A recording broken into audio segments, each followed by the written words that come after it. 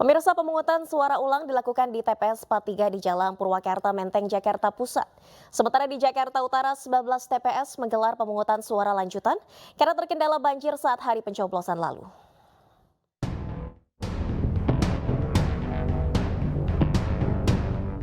Pemungutan suara ulang pemilu 2024 digelar KPU Kota Jakarta Pusat di TPS 43 yang berlokasi di Jalan Purwakarta, Menteng pada hari ini.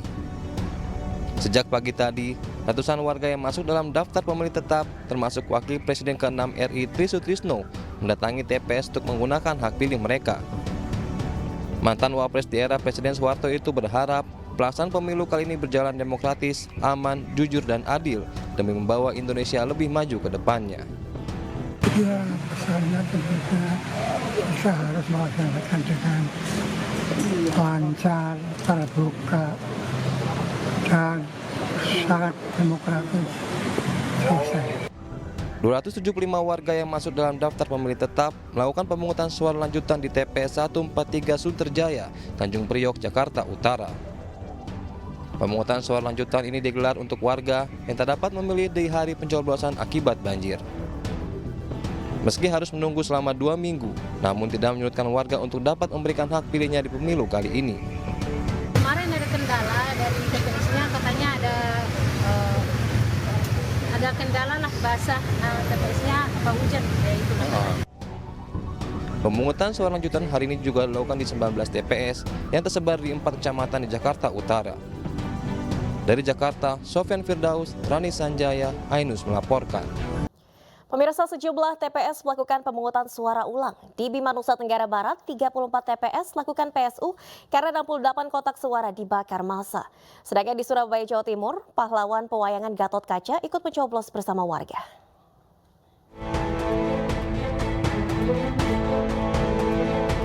Pemungutan suara ulang atau PSU dilakukan di 34 TPS di Kecamatan Parodo, Bima, Nusa Tenggara Barat.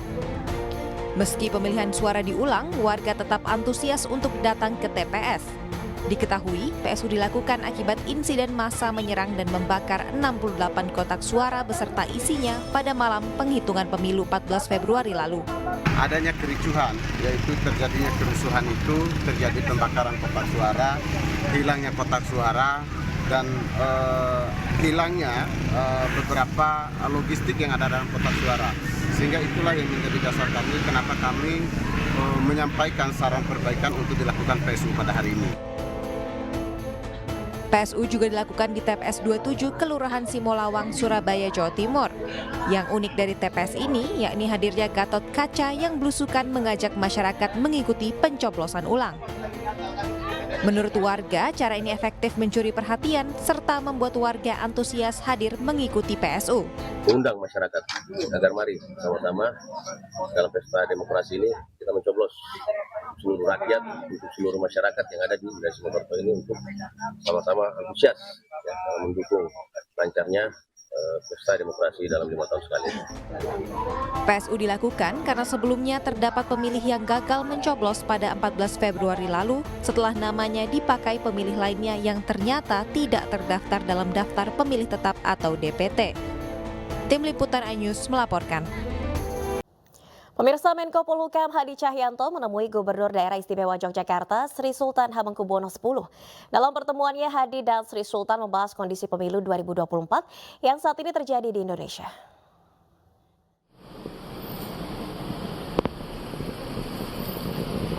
Menteri Koordinator Politik Hukum dan Keamanan Menko Polhukam Hadi Cahyanto mendatangi kediaman Raja Keraton sekaligus Gubernur Daerah Istimewa Yogyakarta Sri Sultan Hamengkubuwono X di Keraton Kilen, Kompleks Keraton Yogyakarta.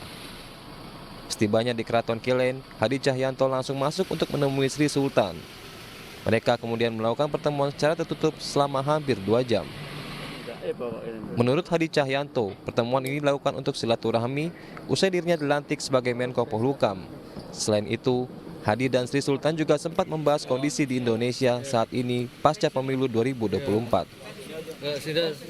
Ini adalah silaturahmi biasa. Saya menyampaikan bahwa saya baru saja dilantik menjadi Menteri Polhukam dan saya mohon doa restu tentunya kepada Mas Saudara.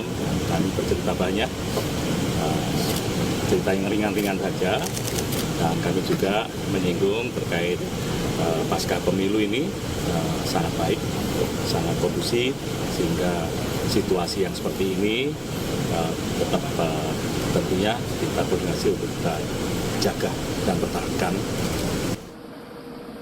Hadi mengungkapkan bahwa dirinya mendapatkan ujangan dari Sri Sultan agar tetap menjaga keamanan dan kondusivitas negara Indonesia. Dari Yogyakarta, Heru Trijoko, iNews melaporkan.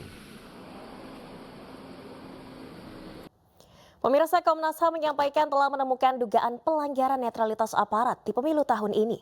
Dugaan pelanggaran terjadi mulai dari kepala desa hingga PJ Gubernur.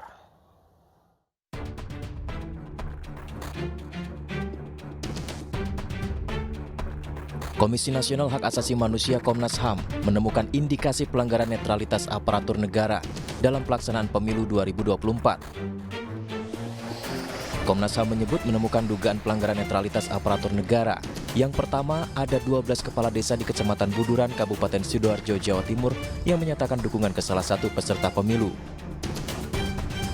Kedua, ada dugaan arahan Wali Kota Samarinda kepada jajaran untuk memilih peserta pemilu tertentu. Ketiga, viral video ajakan PJ Gubernur Kalimantan Barat mengajak memilih capres yang mendukung pembangunan IKN. Namun setelah video tersebut viral, PJ Gubernur mengklarifikasi pernyataannya. Pilih presiden yang memihak kepada pembangunan IKN.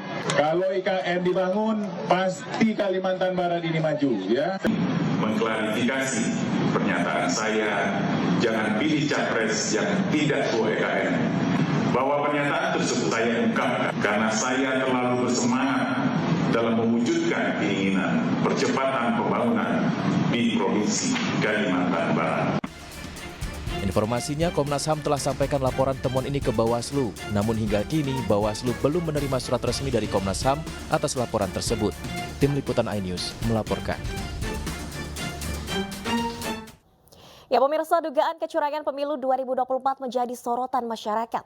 Kecurangan disebut dilakukan secara sistematis dan berlangsung dari pra hingga pasca pemilihan.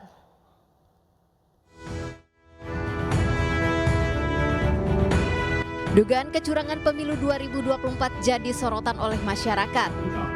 Kecurangan disebut dilakukan secara sistematis dan berlangsung dari pra hingga pasca pemilihan. Sebuah lembaga masyarakat sipil pemantau pemilu mengungkap berbagai dugaan kecurangan pemilu yang menguntungkan salah satu paslon capres-cawapres. Adapun belasan kecurangan diantaranya cawe-cawe pemerintah untuk memenangkan capres-cawapres nomor urut 2 Prabowo Gibran. Kecurangan ini disebut-sebut bisa mengarah ke hak angket oleh DPR. Namun hak angket dinilai tidak mudah terwujud. Hal ini menyusul sikap masing-masing partai pengusung paslon 01 dan 03 yang dinilai kurang kompak. Kecurangan tetap kecurangan siapapun yang menang.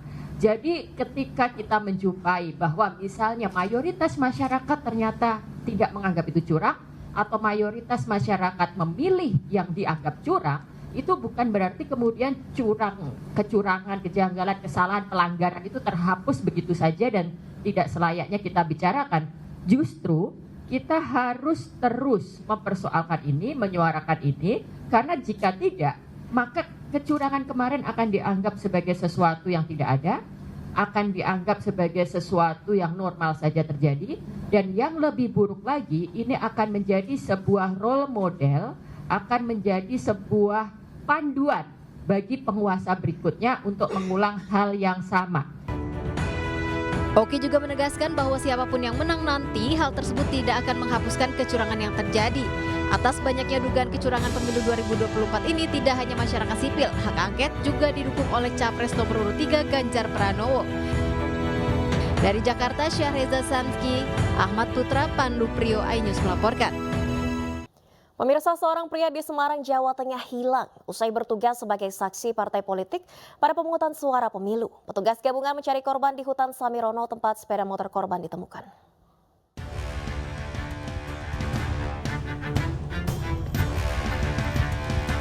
Petugas tim SAR gabungan terus bekerja keras menyusuri hutan Samirono di Kecamatan Getasan, Kabupaten Semarang, Jawa Tengah. Mereka melewati jalan setapak dan rimbun pepohonan untuk mencari Joko Purnomo, warga setempat yang hilang usai bertugas sebagai saksi sebuah partai politik saat pemungutan suara 14 Februari lalu. Korban tak kunjung pulang ke rumah. sehingga membuat keluarganya khawatir dan melapor ke polisi. Hingga kemudian petugas menemukan sepeda motor korban di dekat hutan. Laksanakan operasi pencarian dari relawan gabungan dari Kabupaten Semarang maupun Salatiga. Untuk pencarian sampai hari ini masih nihil, akan diupayakan lanjutan untuk besok. Kita lanjut kembali. Teknik pencarian yang dilakukan relawan gabungan seperti apa? Ya, kita penyisiran dengan kegiatan open grid. Kita menerjunkan 7 SRU yang terbagi ada beberapa area titik-titik yang kita curigai dan sudah dilaksanakan penyisiran, namun masih nihil. Hingga kini, petugas masih berjibaku menyusuri hutan demi mencari keberadaan korban. Namun korban yang pergi meninggalkan rumah 15 Februari lalu itu belum juga ditemukan. Petugas juga memeriksa rekaman CCTV di jalan-jalan yang dilintasi korban. Dari Semarang, Jawa Tengah, Lurisa Lulu, iNews melaporkan. Kembali di iNews Prime, pemirsa, harga beras di Pasar Induk Beras Cipinang, Jakarta Timur merangkak naik dengan kisaran harga Rp14.000 hingga Rp16.000 untuk beras medium dan premium.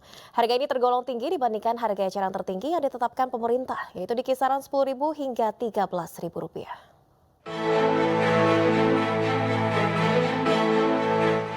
Sejumlah harga komoditas beras merangkak naik di sejumlah wilayah di Indonesia termasuk di Pasar Induk Beras Cipinang, Jakarta Timur. Harga beras medium kini mencapai Rp15.000 per kilogram, sementara beras premium di harga Rp16.000 per kilogram. Walaupun begitu, pedagang mengungkapkan harga beras ini sudah menurun dibandingkan harga sebelum pemilu. Harga beras yang meroket diduga akibat belum memasuki masa panen raya yang diperkirakan terjadi pada bulan April hingga Mei 2024. Di samping itu, permintaan masyarakat terus melonjak naik. Ya harapannya sih pengen turun lagi harganya gitu kayak semula. Ya biar bisa seliter, saya kan jual literan gitu ya, biar bisa seliter 10.000 lah untuk. Kasihan soalnya di sana warga pada ngeluh gitu, harga mahal. Sekarang harganya turunan dikit. Turunan dikit Ya. Tergolong tinggi ya dibandingkan Masih. harga yang normal. Iya. Gimana Bu antisipasinya? Ya turunin berasnya harga normal biasa gitu, biar supaya masyarakat pada nggak gelisah gitu beras naik. Dalam mengantisipasi harga beras yang belum stabil, pemerintah mengeluarkan pasokan beras bulog bersubsidi untuk dikonsumsi masyarakat. Namun menurut masyarakat, kebijakan ini belum berpengaruh secara signifikan. Dari Jakarta, Dilami Aulia, Ahmad Putra, iNews melaporkan. Nah pemirsa, di tengah tingginya harga beras, sejumlah harga pangan lainnya juga mulai mengalami kenaikan. Mulai dari cabai rawit, bawang merah hingga telur. Menanggapi kenaikan harga tersebut, masyarakat mengeluh kenaikan harga pangan mencekik rakyat kecil. Semua barang naik, dari beras, dari telur, dari cabai, alhamdulillah semuanya naik ya. Saya minta ke pemerintah, saya tolong, kami sebagai rakyat kecil, tolonglah perhatikan karena kami tidak bisa membagi keuangan untuk risiko itu semua. Ya susah ya Mbak ya, kita juga jadinya harus nyari-nyari kemana nih, saya sampai harus ke pasar induknya beras nih untuk nyari beras. Beras lagi naiknya gila-gilaan Mbak. Kita jadi harus nyari berasnya yang layak lah buat kita makan di rumah buat keluarga gitu. Ya cepet diturunin deh gitu aja, dikurangin gimana ya? Memang sudah biasa seitu aja gitu. Soalnya ini masyarakat kayak udah terbebani, tercekik kayaknya lehernya deh. Mesti kayaknya dengan beras, apalagi bener-bener terasa banget ininya gitu. Cabai, telur itu kan istilahnya bahan pokok. Jadi berharapnya pemerintah bisa segera menyelesaikan ini gitu untuk menstabilkan harga. Ya pemirsa, masyarakat resah dengan tingginya harga beras saat ini. Lonjakan harga beras hingga lebih dari 20% menjadikan harga beras tahun ini menjadi yang termahal sepanjang sejarah.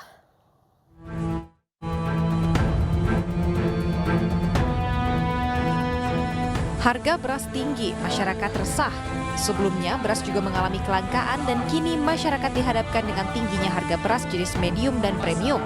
Tak hanya pembeli, pedagang beras di pasar-pasar tradisional juga mengeluhkan harga beras termahal sepanjang sejarah ini. Akibatnya daya beli masyarakat menurun drastis dan banyak dugaan-dugaan dari beberapa pihak terkait tingginya harga beras. Sesuai Peraturan Badan Pangan Nasional Nomor 7 Tahun 2023, pada zona 1 yang meliputi Jawa, Lampung, Sumatera Selatan, Bali, NTB, dan Sulawesi, harga beras medium sebesar Rp10.900 per kilogram. Sementara beras premium seharga Rp13.900 per kilogram.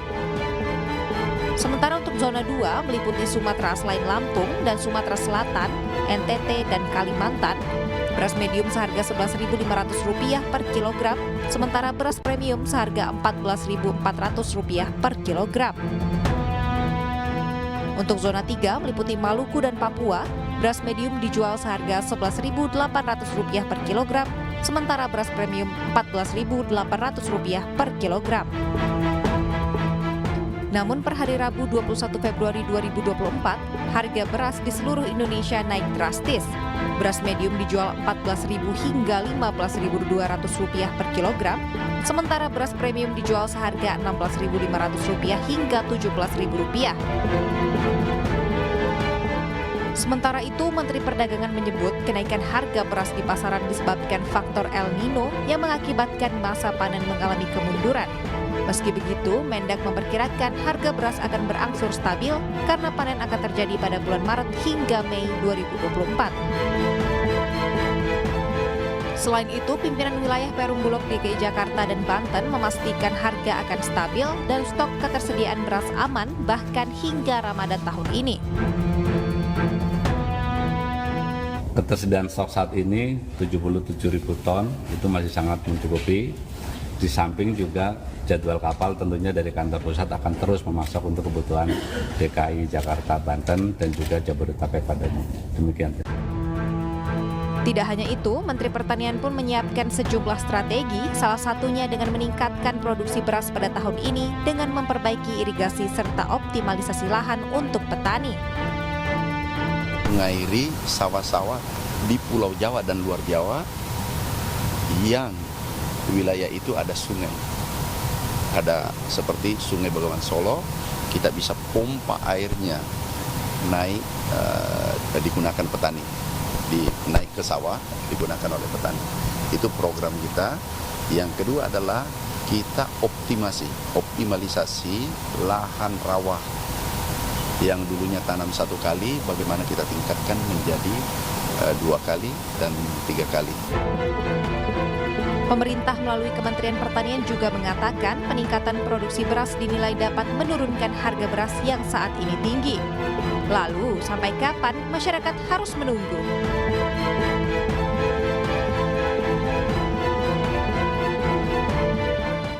Ya pemirsa, harga komoditas beras merangkak naik di sejumlah wilayah di Indonesia jelang bulan suci Ramadan. Harga beras meroket diduga akibat El Nino dan belum memasuki masa panen raya yang diperkirakan terjadi pada bulan April hingga Mei 2024 mendatang. Untuk membahasnya malam ini sudah bergabung bersama kami melalui sambungan Zoom, Bustanul Arifin, pengamat ekonomi pertanian, dan Abdullah Mansuri, Ketua Umum IKAPI, Ikatan Pedagang Pasar Indonesia. Kita ke Pak Mansuri dulu. Selamat malam Pak Mansuri, Pak Abdullah. Selamat malam Mbak Nadia. Baik, kita ke Pak Mansuri dulu untuk mengetahui kondisi real harga beras di pasaran saat ini. Pak Mansuri, tadi ini disebutkan secara historis harga beras saat ini merupakan yang termahal sepanjang sejarah. Apakah betul menurut pengamatan Anda? Iya, kalau kita flashback ya beberapa tahun terakhir, mungkin 10 tahun terakhir, beras medium itu cuma 9.000, sekarang sudah tembus di 13.000. Sedangkan beras premium dari 12.000 sekarang tembus di 17.000, bahkan ada yang jual di angka 18.000. Jauh dari harga eceran tertinggi juga. Oke, artinya kenaikan saat ini di kisaran 30% begitu? Ya, 20%-an. Oke, harga beras medium saat ini sudah mencapai 14.000, sementara yang premium 18.000. Sebetulnya di tahun 2024 ini harga eceran tertingginya berapa, Pak Mansuri? Kalau di harga eceran tetap memang tidak dinaikkan ya, 10.900, artinya 11.000 untuk medium, dan 13.900 atau 14.000 untuk premium. Itu harga eceran tertinggi dari pemerintah. Tapi memang faktanya tidak akan tercapai. Sejak akhir tahun 2023 juga itu tidak mungkin bisa dijalankan karena harga gabah sudah 8.000, 9.000. Oke, ada kenaikan harga gabah, lalu apalagi yang menjadi penyebabnya? Apakah ini juga karena El Nino pada 2023 lalu? Ya, sebenarnya kalau kita boleh jujur, kenaikan tahun ini tidak bisa dipisahkan dari tahun sebelumnya. Target pemerintah untuk produksi 33 juta ton per tahun itu memang tidak memenuhi target. Paling mungkin sekitar 29 atau 30 juta ton ya di tahun 2023. Walaupun sudah digenjot impor sekitar 3 juta ton, tapi memang ada momentum-momentum yang memang agak sulit kita hindari seperti kondisi cuaca yang tidak memungkinkan kita tanam produksi baik ya, dan kita juga memasuki musim pemilu di mana permintaan beras juga cukup tinggi. Ini beberapa faktor-faktor tambahan, ditambah memang kami melihat ada indikasi beberapa saat yang lalu pemerintah terlalu fokus terhadap bantuan pangan sehingga Bulog tidak cukup memperkuat packaging berasnya untuk didistribusikan ke pasar tradisional atau retail modern. Beberapa faktor-faktor itu sesungguhnya yang membuat harga beras terus tinggi di minggu-minggu terakhir ini. Baik, Pak Mansuri, apakah kenaikan harga ini menguntungkan atau merugikan pedagang? Karena kan ini merupakan kebutuhan primer masyarakat Indonesia, artinya seberapa tinggi pun kenaikannya pasti mau tidak mau masyarakat harus tetap membeli beras, begitu. Mbak Nadia, untuk pedagang pasar ya, yang dalam perhimpunan kami atau asosiasi kami, itu sesungguhnya semakin tinggi harganya karena modal kami terbatas, maka pembelian kami juga akhirnya disesuaikan dengan modal kami. Dan perlu diketahui bahwa semakin tinggi harganya, jualnya juga akan semakin sulit. Dulu pembeli atau konsumen yang selama bertahun-tahun membeli premium, akhirnya sekarang mengoplos sebagian premium, sebagian medium dicampur. Ini karena memang faktor-faktor tersebut. Jadi bukan berarti semakin tinggi pedagang semakin enak gitu, semakin sulit kita jualnya, semakin sulit juga merayu atau mendengarkan cerita emak-emak yang membeli ke kami, semakin berat bagi kami juga untuk menjualnya. Artinya kenaikan ini sama sekali tidak menguntungkan bagi para pedagang. Kita ke Pak Bustanul. Pak Bustanul, apa pendapat Anda tentang kenaikan harga beras ini? Apakah karena produksi anjlok akibat El Nino karena faktor cuaca tadi yang disebutkan Pak Mansuri? Ataukah ini juga berkaitan dengan kemarin masa kampanye ada bagi-bagi bansos secara masif yang menyebabkan mungkin supply dan demand tidak seimbang begitu? Baik, Mbak Nadia, sebetulnya yang disampaikan oleh Pak Abdullah Mansuri sudah cukup jelas sih. Memang terakumulasi dari dampak El Nino pada 2023 yang kita sudah menduga bakal turun, tapi mungkin nggak menyangka turunnya seburuk ini.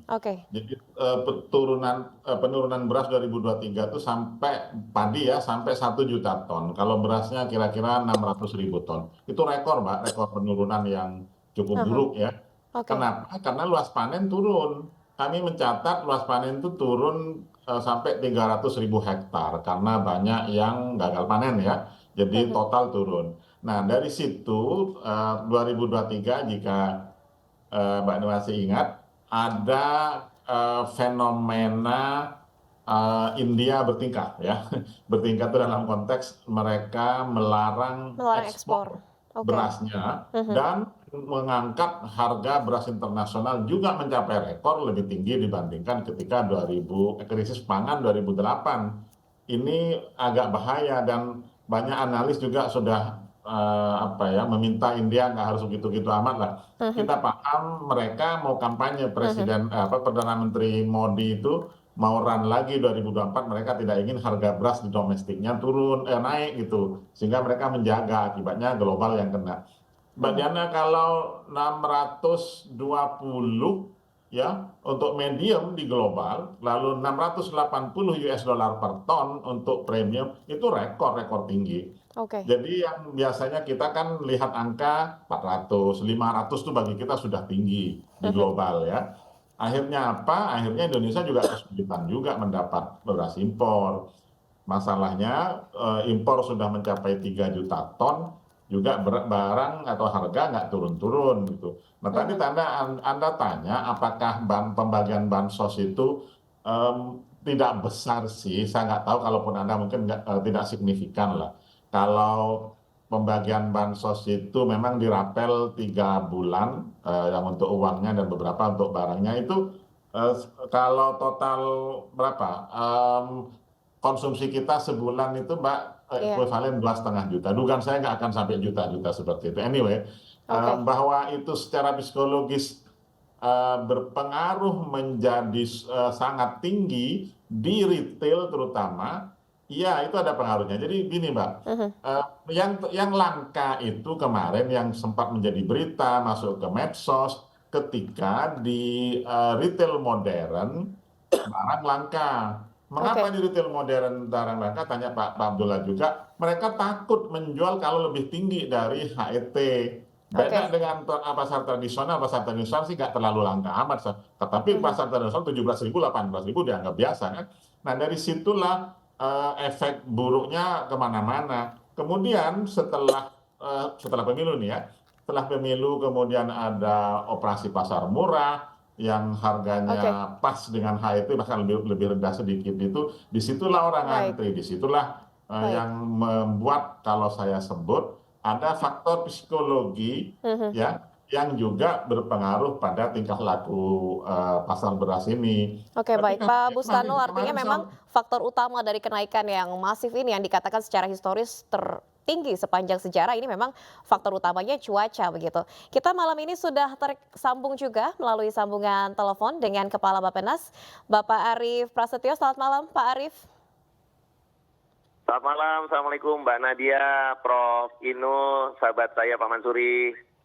Baik, Pak Arief, ini tadi dikatakan bahwa saat ini kenaikan harga beras sudah mencapai 20 hingga 30% dan ini merupakan kenaikan yang tertinggi sepanjang sejarah. Apa saat ini langkah ataupun upaya untuk menstabilkan harga begitu? Karena ini juga kurang dari 2 bulan menjelang Idul Fitri yang mana pastinya konsumsi beras akan mengalami peningkatan signifikan. Terima kasih Mbak Nadia, apa yang disampaikan Pak Mansuri, kemudian Prof. Inul itu sebenarnya juga sudah lengkap. Jadi pemerintah memang sudah mempersiapkan dari jauh-jauh hari, termasuk importasi dari akhir tahun 2022, kemudian tahun 2023 3 juta ton, kemudian tahun 2024 ini sudah masuk 500.000 ton dan akan masuk 500.000 ton. Kita sih pengennya diet ekonomi ini harusnya tidak di Vietnam dan Thailand, ya, sehingga upaya meningkatkan produksi dari kita semua itu yang harusnya dilakukan. Oke, baik, artinya ini juga terjadi bukan hanya di Indonesia saja, namun secara global karena kondisi cuaca ya. Pak Arief, kita masih akan melanjutkan dialognya usai jeda berikut. Pak Bustanul, Pak Mansuri, dan Pak Arief, pemirsa tetaplah di iNews Prime.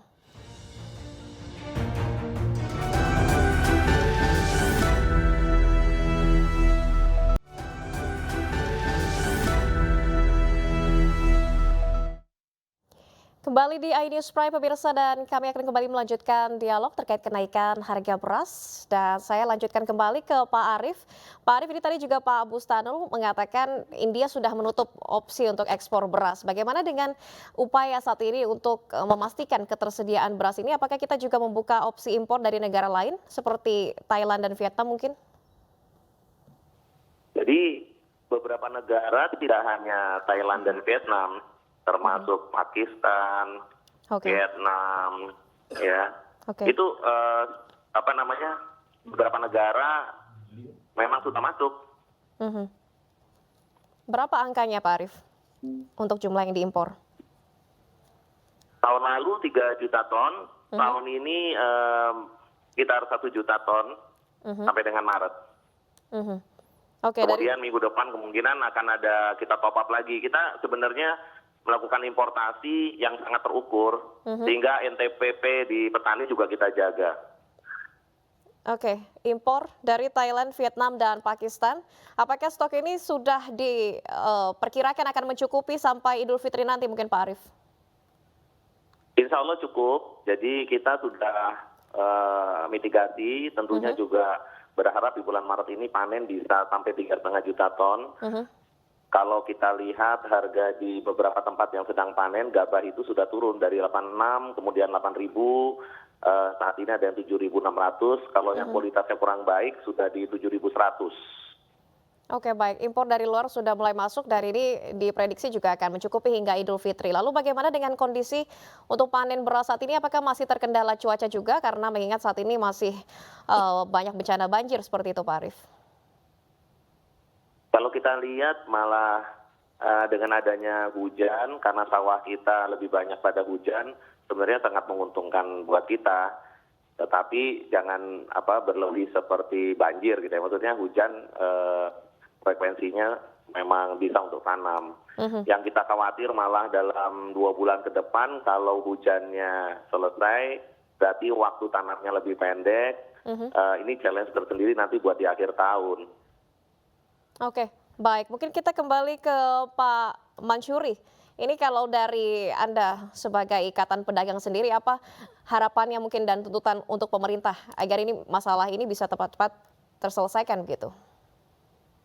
Ya, untuk jangka pendek memang mau tidak mau kita harus segera pemerintah bersama-sama dengan semua pihak menggelontorkan beras di pasar dan di retail, dan upayakan untuk tidak dibatasi di retail sehingga tidak ada secara psikologi dibatasi berarti berasnya nggak banyak gitu. Udah dibiarkan saja, digelontorkan sebanyak mungkin sesuai instruksi Presiden, dibanjiri, apalagi kita memasuki Ramadan sebentar lagi. Kalau itu bisa dilakukan, kami punya keyakinan bahwa paling tidak terdorong naik, stuck di angka itu. Karena kita akan memasuki bulan Ramadan dan permintaan cukup tinggi. Nah, di jangka yang panjang, kami mendorong kepada pemerintah memperluas wilayah produksi. Termasuk kami meminta dengan sangat kepada Bapak Presiden untuk memperbanyak subsidi pupuk. Karena ini salah satu faktor sebenarnya menurut kami yang membuat harga beras secara pelan-pelan naik di tahun lalu adalah berkurangnya subsidi pupuk secara terus-menerus. Ini yang harus dijaga agar petani kita juga mendapatkan subsidi dan mereka bisa tanam sebaik mungkin. Oke, memperluas wilayah produksi dan juga untuk harga pupuk ini harus menjadi perhatian pemerintah. Baik, kita terakhir ke Pak Bustanul. Pak Bustanul, dari Anda sendiri tadi Pak Arief sudah menyebutkan beberapa langkah untuk terkait dengan kestabilan harga dan juga ketersediaan beras begitu. Ada impor dari negara-negara lumbung padi lainnya seperti Vietnam, Thailand, dan Pakistan. Anda menilai langkah ini sudah cukup atau mungkin Anda punya masukan lain? Baik, jangka pendek oke Mbak Nadia ya. Tadi yang sudah disampaikan Pak Kabadan. Saya mendengar, perlu konfirmasi nih atau Pak Kabadan, kabarnya kita sudah deal juga dengan India. Tapi belum konfirmasinya belum jelas. Kalau memang iya, itu berita baik juga. Mudah-mudahan bisa segera datang ya. 500.000 sudah datang, 500.000 tambahan lagi. Nanti Maret itu saya lihat prediksinya Maret sudah positif neraca bulanannya Mbak Nadia ya. Oke, sudah positif. Karena sudah positif mungkin bisa datar harganya.